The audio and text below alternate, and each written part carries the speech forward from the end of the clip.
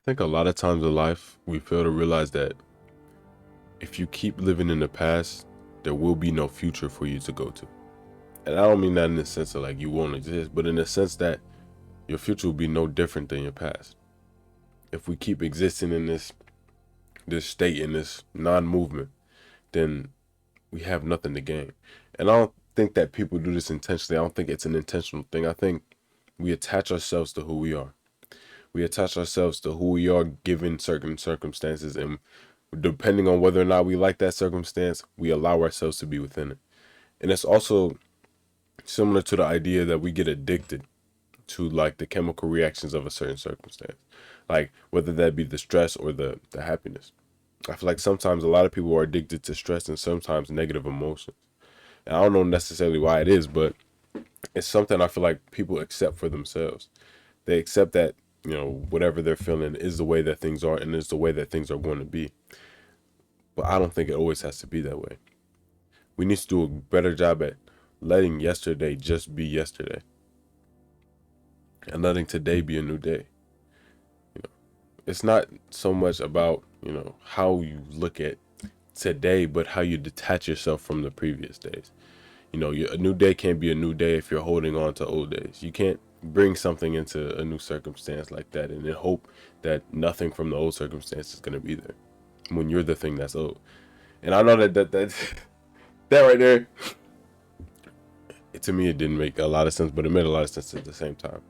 But in a sense, if you're constantly bringing what you're trying to escape from, you'll never escape from it. If you're constantly bringing your past to your future will be just like your past. And I think it's very important to be somewhat present enough. And I said that in a lot of videos, but overall, just being present enough to realize the cycles that you're going through and realize the patterns that you're doing that are contributing to whatever position you're in. Because at the end of the day, it's not so much about how things are, but how you feel about them. And I know sometimes it gets hard to sort of focus on your feeling and sort of make yourself delusional in a sense and just say, oh, well, things are this way or things are that way. And it's not necessarily connotating how things are, but how you want them to be and how you want to feel about it.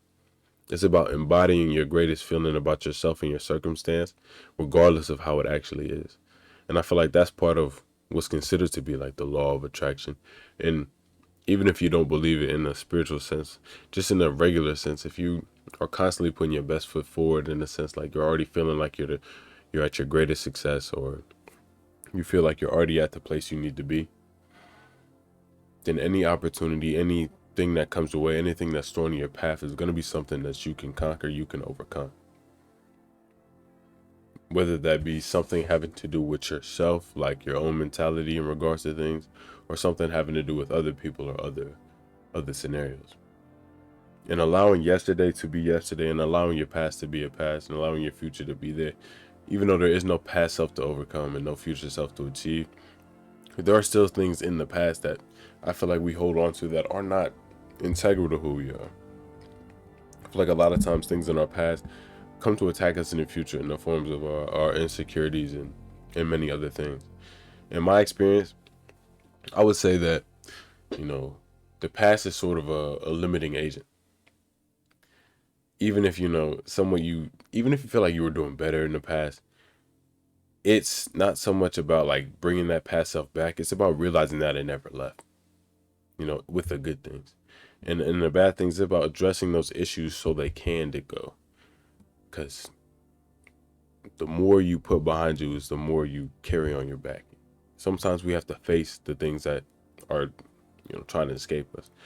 It's not so much about, it's about, like the one video I made about building a new house with old bricks. It's not so much about getting rid of things. It's about renovating them. Getting rid of the parts that aren't serving you and making them into things that do serve you. So if I was to relate it to my own experience, I would have to say that, you know, when referencing the past, when referencing things that I feel like I've done, I realize that there's periods of time where I'm like on top of my stuff in regards to pretty much everything. and there are times where I'm not. And I'm realizing that in those times where I'm on top of stuff are the times where I'm most present with myself, or the times where I'm less focused on how things are chronologically. So, in truth, the best way to get on top of that, the best way to let yesterday be yesterday is to exist today. It's to be here today. It's not about, placing yourself in the future. It's not about thinking about how your future is necessarily. It's about embodying it today. It's not so much a relationship between how things are going to be, but how things are. How you look at how things are. How you feel about how things are. And there is no past, there is just now. And I'm realizing, like,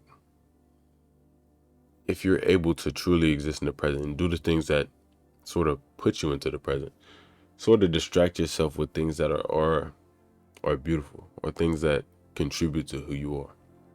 Not in the sense of like avoid your issues, distract yourself from all your problems, but in the sense that, you know, sometimes your mind isn't a console. Your mind isn't something that you should constantly console. It's something that should be used as a tool. And we all have our periods. I think everybody has times where their mind sort of runs rampant and it sort of seizes control of who they are in their being. And we try to overthink that. We try to beat our mind with our mind, fighting fire with fire, only making it more strong. Your mind only has the power you give to it. You allow it to have. And I know that's pretty easy to say because, you know, oh, yeah, like, of course you can say, like, the mind is this, that, and the other. But I think the truth of the matter is whatever you accept, whatever you allow to be the truth for yourself. And I feel like it will be. It's about being conscious of what you're accepting, being conscious of what you allow to be part of your sort of reality. Because I feel like in that sense, in regards to your own mind, in regards to your own perception, it is up to your discretion. It's not something that's grounded in fact. Nobody can say your mind is a certain way. You have to accept that, you have to believe that, or you have to state that. 99% of who you are is an internal thing. The 1% is external, and that's to say that people don't know what's going on inside your head. That's also to say that you are you. You're completely individual, you're completely unique. And it's about sort of separating yourself from the idea that you are your mind, the idea that you are these past circumstances, the idea that you are these thoughts about yourself, because in reality, you're not. In reality, all you are is that right there. And if you don't know, if that doesn't make sense, it's like that subtle awareness, that pause, you know, that just that silence. Like, for example, that silence after your music pauses or something like that. Like if your phone just died and you were listening to music, that silence right there, that's who you are. That silent awareness, that non-conscious consciousness, that non-judgmental consciousness. Because at the end of the day, the only person who can judge you is you.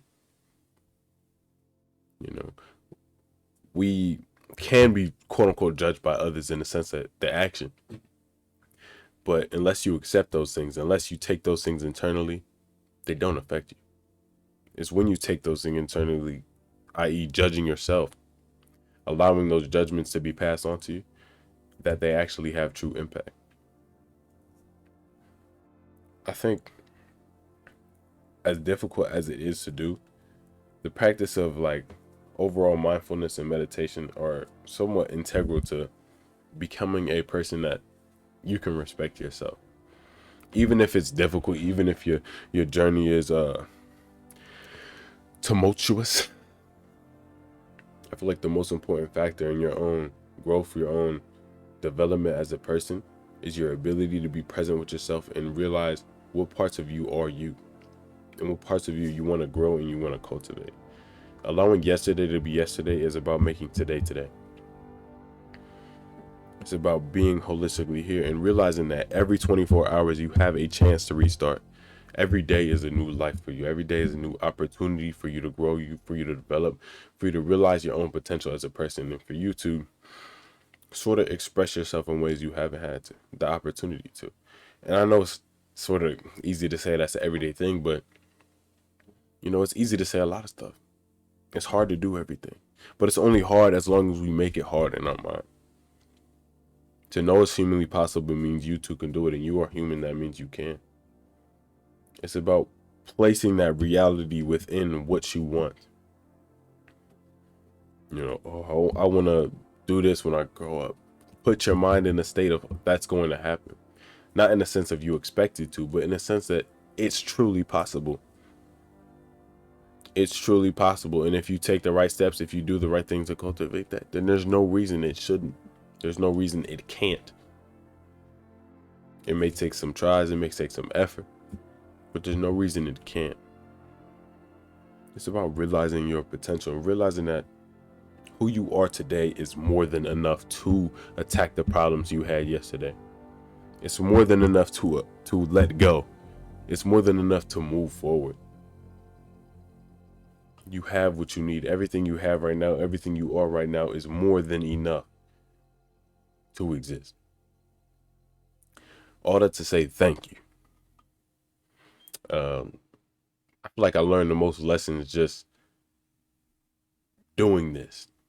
This constant back and forth, this constant talking to you guys, in a sense. It fills me with a lot of appreciation just for life in general. Because regardless of how I'm feeling, regardless of how things in my sort of bubble are, I feel like the reference right here, the conversation, the relationship, makes it easier for me to see sort of the flaws within myself, the flaws within my own perception. Because at the end of the day, I'm just a person. I'm just a human. And that's sort of the beautiful part of it. We all have our ups and downs. We all shine. We all cower in darkness sometimes. But at the end of the day, we exist. Our idea exists. So thank you guys for watching. Thank you so much for tuning in. I got some more stuff coming. Summer's coming up, y'all. So I'm gonna have a lot more time on my hands to stream, to do whatever. I think I am gonna move the podcast onto a separate channel. So I'm sorry for those of you who wanted it on this channel, but really it's just gonna be a click over. Only because I feel like I'm gonna start talking about stuff that deviates from philosophy in a sense. Like I know a lot of you wanted to talk about like relationship stuff like that, and I don't necessarily want to talk about that on this channel. So thank you guys for tuning in. I hope you guys check that out when it drops.